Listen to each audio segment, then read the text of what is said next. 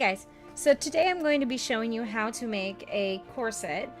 It is from the Simplicity Patterns 2172 and it has a few adjustments on it. Not a lot, really just one adjustment. This is for my Steampunk Snow White cosplay. So you'll see the blue of her corset and you'll see the style of her corset. That's the adjustment I had to make for this one. But anyways, I'm excited to show this all to you. Bear with me, it is my first how-to video. And if there's any improvements I might need to make, just leave me a comment below and let me know. I would love any and all advice that you can possibly give me. So, without further ado, let's get to it. To start off, we need to cut out the pattern paper in order to place them on the fabric. As you can see, I already did this and was ready to move on. But the next step we have to do is pin each pattern to the fabric and cut out the specific size you need. In doing so, make sure that you are cutting along the lines. Some people don't do this, but this is what I choose to do. It's how I've always done it.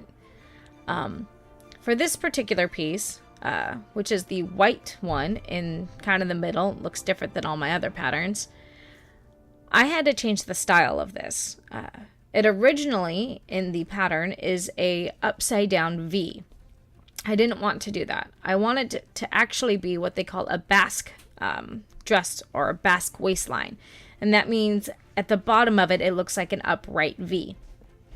In order to do this, I needed to trace the original pattern onto pattern paper and make the V shape that it had, the upside down V, into a right side up V. That doesn't make sense on paper, it does, but maybe talking through it doesn't. For each pattern piece, or panel is what I call it, you will need to cut 2 of the fabrics, 2 of the lining, and 2 of the interfacing. I chose to use the same fabric for my front piece and lining, so I folded the material in half lengthwise to create 4 pieces to cut out at once. This saved me a lot of time. Once you have cut out all of your pattern pieces, be sure to organize them and place the interfacing on the corresponding pieces to start fusing them together. Make sure to separate the lining pieces from the fabric and set those aside. The next step is to fuse the interfacing onto the back side of the fabric. In other words, the side that will not be showing. Make sure to follow your specific interfacing instructions, for some of them will be different. With mine, I used an iron-on interfacing. I trimmed a little of the interfacing on one side and on the top and the bottom of each panel. I then used my iron on the steam setting on medium heat, which is usually for silks, and pressed the interfacing on. Some interfacing, the dots, will go away, which is when you know it is successfully fused. I then took the panels and lined them up as it would look for the final project and grabbed 2 at a time, starting from the left, matching up the triangle pieces and laying them aside. Now that we have all of our panels lined with our interfacing, we are going to sew them together. As shown in the previous pictures, I placed each panel side by side to the corresponding position. From there, I picked up 2 panels at a time, working from one side of the corset to the other, and began to sew each of them together. I don't tend to pin my panels, I despise pinning, nor do I do a base stitch. If you choose to do it, then do it. I honestly should be base stitching, but if you're like me, and you trust your sewing skills, then don't do this step.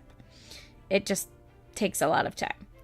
The stitching is at 5/8 inch seams, and I do it at 1.5 stitch length.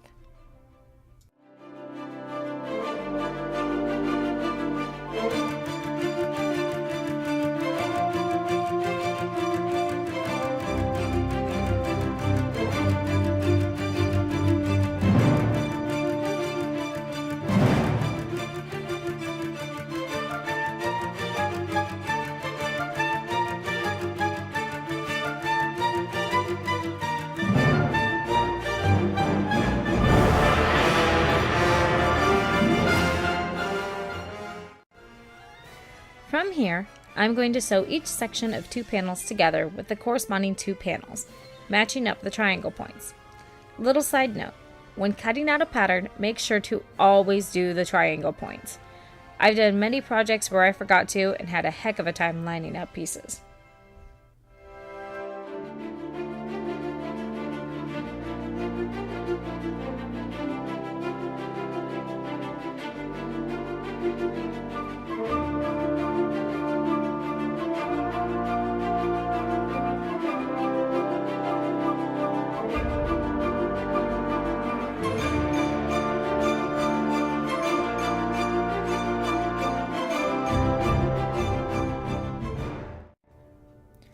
This next step, you will want to make sure that you correctly sewed them all together.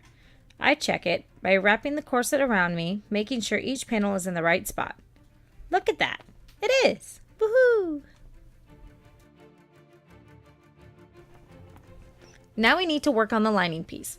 As you can see, the fabric I'm using for the lining is the same as the actual corset. Why? Well, I wanted to save time and money. I suggest only doing this if your fabric has no raised pattern or texture and is one solid color. Having a decent feeling fabric helps as well. Right now, I'm laying out the panels the way I talked about in the first clip with the interface panels. This helps to make sure of your layout and makes it less confusing.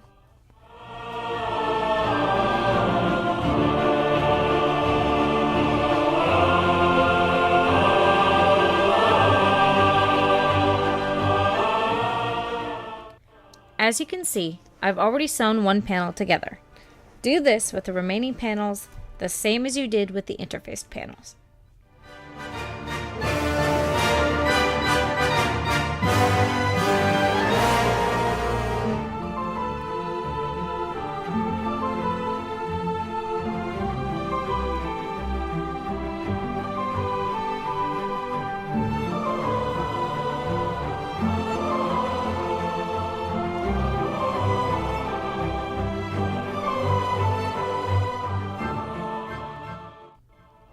Just like the first step, place this around you to make sure each piece was sewn correctly and then lay the front piece on top of the lining. Seams matching. Again, this is just to make sure we have done it all correctly.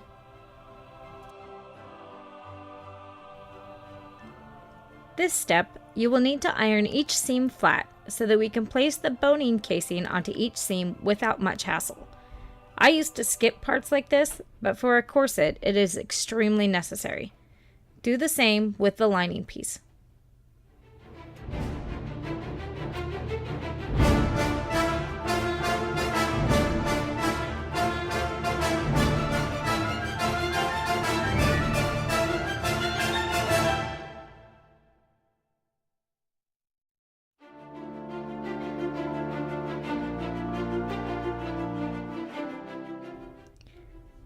Measure the length of the seams, marking the boning from the top of the seam to the bottom, and cut each piece.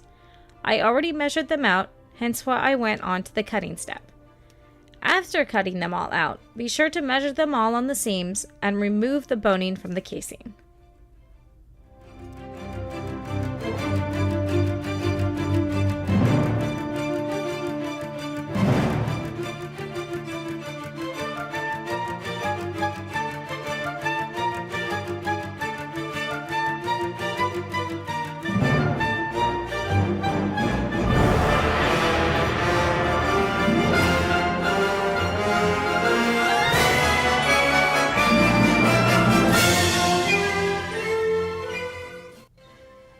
Now, you can either pin each boning casing in the middle of each seam, or not.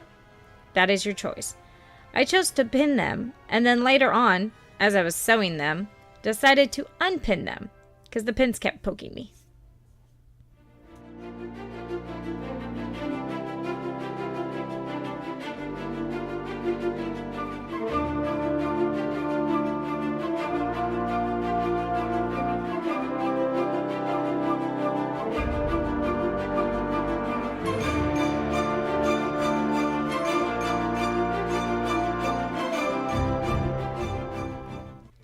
Here, you will want to change your sewing foot to a zipper foot. This will make your stitch as close to the edge of the casing as possible. From here, sew each casing on each side as close to the sides as you can. Do not be afraid of this step. One easy way is to stitch over the casing stitch that is already there. This makes a great guide.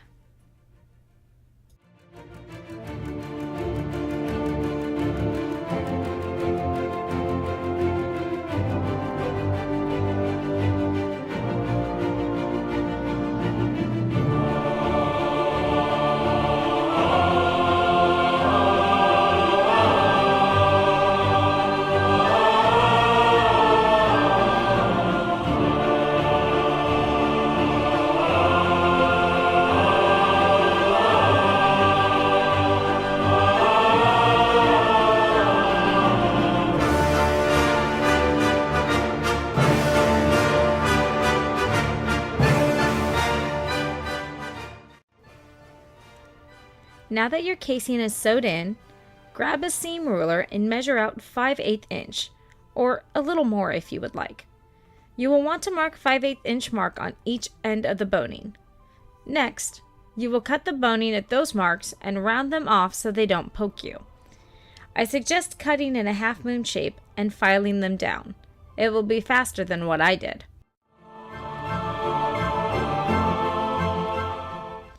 After you have cut the ends off your boning, slide it back into the corresponding casing, leaving 5/8 inches on top and on bottom.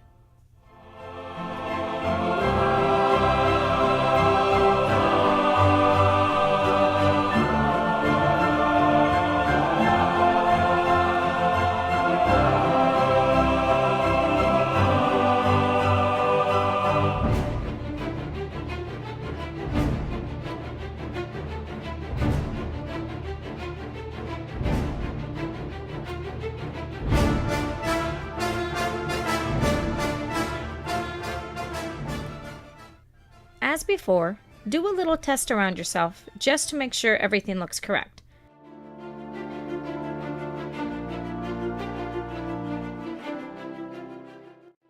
Next, you are going to take your lining and with right sides together of front piece and lining, match them up and sew along the top and bottom at 1/2 inch seam. Most patterns call for 5/8 inches, but I chose 1/2 inch in order to not sew the tips of the boning.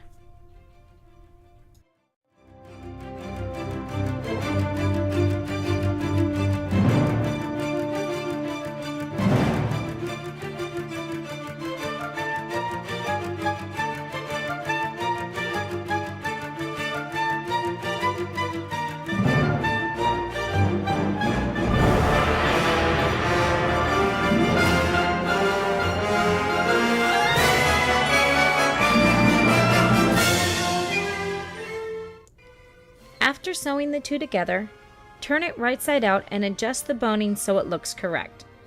It will sometimes turn when you turn the fabric right side out. Once it is all straight, do another check around yourself. Remember, when checking around yourself, it is not indicative to the final size, especially on the top unless your chest measurement is bigger than your hip measurement.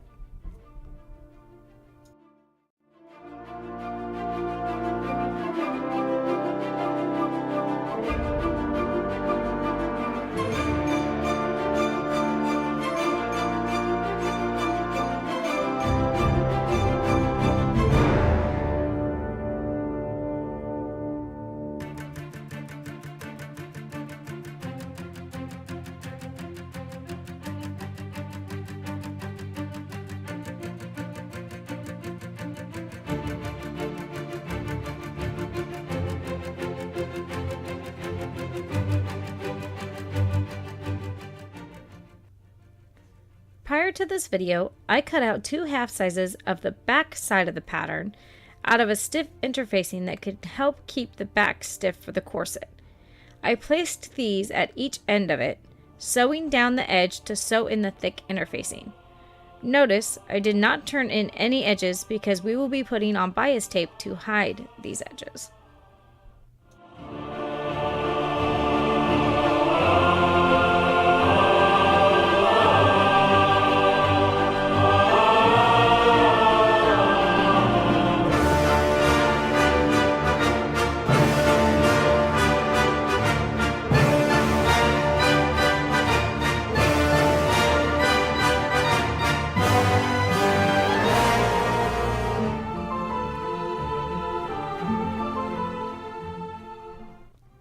Measure the length of each edge with some double hem bias tape that closely matches the color of your fabric.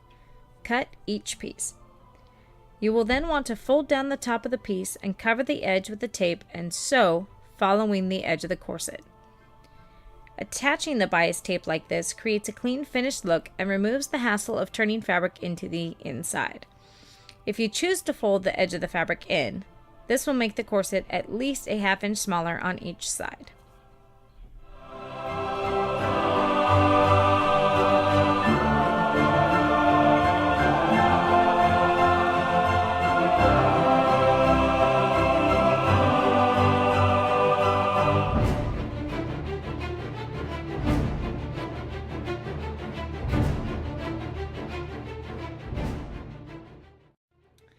Unfortunately, I was not able to get video of me creating the eyelets, but I will try to explain what I did here. Alright, so this is the corset that we made. It's hard to tell, but yeah, here it is. I'm going to turn it around so we can see the back, because that's what we're going to be working with. Ooh, I didn't break anything. Alright, I'm going to scoot this over just a tad so we can see it better. There we go. Alright, so as you can see, the back is all finished, and all the eyelets are in.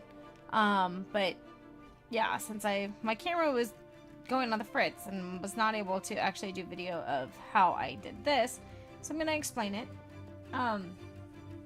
We used large eyelets that are 1/4 inch, and the eyelets each have one that's a smaller circle but a taller midsection.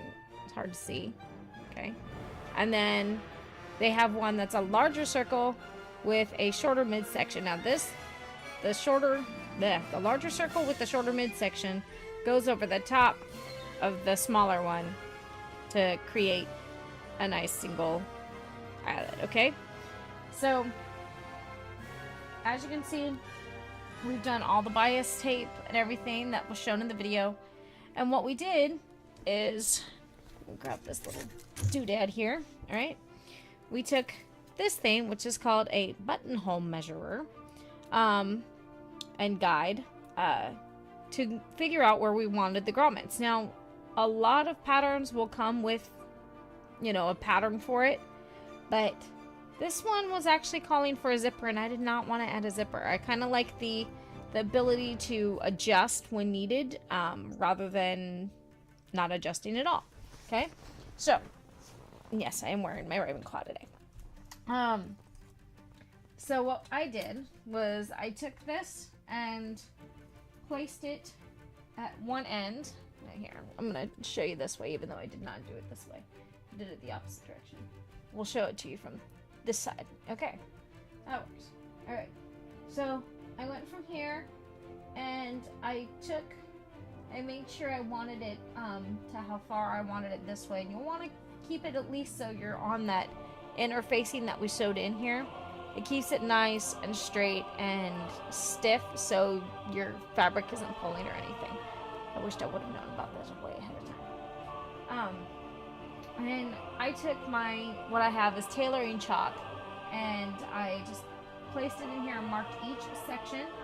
That's where it is. Make sure you're marking in the same exact section. And then I did the same thing for the other side using the same measurements, okay? Did not change the measurements. And you don't want to change the measurements because you want these the same exact way. Now, if there's a different way you want to do it, then go ahead, but I really like this. I don't even know if they sell these styles anymore, but they even have measurements on them. I can't tell. Probably can't really tell this. But anyways, they have measurements on them to be able to make it easier to know how wide or how big you're getting it, or how wide it's going to be in between. These things do measure out differently the more you pull it out, so you want to make sure they're all even as well. If you can find one, it might not, you might be able to find them at Joann's, but probably a more fabric store that deals with mostly just costuming or apparel fabric. So anyways, after we did that, we used this steel hole puncher that my dad had created to create all the holes. And you want to make sure that your holes are the size of the smaller circle eyelet, okay? because you want to be able to put the smaller circle eyelet inside the hole, right? So it would go like this, just like that. And so we went down and we put all the holes in. Now, one thing you could use is a leather puncher. However, the largest punch for a leather puncher is smaller than this. So the other way to do it, which I've done on some of my other costumes, is I've used a hot knife, and I've used the pointy end of it to go down as far as I needed to, and sometimes, depending on the fabric, it would actually melt away the fabric. But it always depends on the fabric. If your fabric has like a plastic lining inside it, it'll work great, or plasticiness to it, because it'll melt and sort of stay hard. But if not, don't do it, because you might just burn your entire fabric. But I do not suggest doing this. I suggest doing a hole punch or something like that. Now, I'm not sure if they actually have what they call fabric punchers. They may, but I'm not sure if they even have them. We just used what my dad made, which surprisingly was the exact size of this. So he used them to make tarps and eyelets for tarps and stuff. So anyways, so we did that, and then as we went on, we place one of these. We place the small end inside of here, and then we would place this side, the bigger side,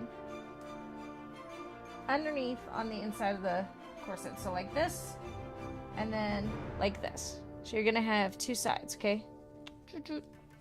And when you do that, you're gonna take this bigger piece, you're gonna put it over the top, and you'll see that there is a edging from the smaller piece around the inside of this. That you want to keep on the inside of your corset, because you don't want that to be seen. You don't want it scratching on your ribbon. And once you do that, you take one of these. This is a, I believe, an eyelet presser. I'm not exactly positive if it is or not, but I've been using it as it. It works really good for this size. Anyways, you're going to want to take it, place it in, so the short piece that's sticking through the big circle is facing up towards the little doodad that's sticking down, okay? And you just want to give it a good squeeze. Not a tight squeeze, but a good squeeze, just so it all closes up. And yes, there will be a space here, but it won't be a space on your fabric, because there's thickness of fabric. Alright. Then we did the lacing. And the lacing I used is just dark blue ribbon. And you'll want to create as much lacing as you possibly can, because you will want to have tons of excess on your lacing. So that way you don't have to constantly unlace when you're taking this thing on and off. Because trust me, that's not fun. So what I did is I did an extreme amount of excess lace, and I tied them together, laced it up or whatever. And you want to make sure your end pieces are nice and even. These ones aren't extremely even now because I've been adjusting them so much. And I put on 2 gears so they wouldn't go back through the grommets, the eyelets. And you'll just tie it in a bow. And you'll want to take your 2 loops and pull them as far as you can to make them match the length of your extra strings. And then take those 2 pieces and make another bow. This will be the most efficient and nicest looking bow for you, because it won't hang down too much or anything. And I like the fact that this has this sort of look to it now. It's really nice. Anyway, so that's the back. That's how I did the eyelets and the grommet, or the eyelets. And then this front piece, I am going to work on this a little bit more. These sides right here, especially this side, I'm gonna take in. On the mannequin, it's a little harder to really notice it, but on me, since I'm so big chested, it kind of comes out to about here, and I want it to close off really well. And so I'm just gonna pinch those inside, these side pieces right here. I'm gonna pinch those in and then I'm going to tack sew them, and then add like maybe some gears or something like that, and I'll kind of do something that sort of goes down and around, so it kind of blends in a little better rather than just two giant pieces of gears just randomly sitting there. So I've got to do something with that. Anyways, that's that. I hope you enjoyed the video of making a steampunk corset, or any other corset that you want to make. It doesn't have to be steampunk. And I hope that you can like my cosplay page. That is facebook.com/angelcosplay, ANGELL. And also, please be sure to comment on my video as to any questions that you have about how to make the corset, or what products I used, or anything like that. Or if you just want to say, hey, that looks really awesome, or hey, great job on your first corset, because yes, this is my first corset. I've never done one before. This is my first, and I think I'm probably going to do plenty more, as this is a lot easier than I thought it was going to be. Alright, so thank you very much for joining, and I hope you all have a good day.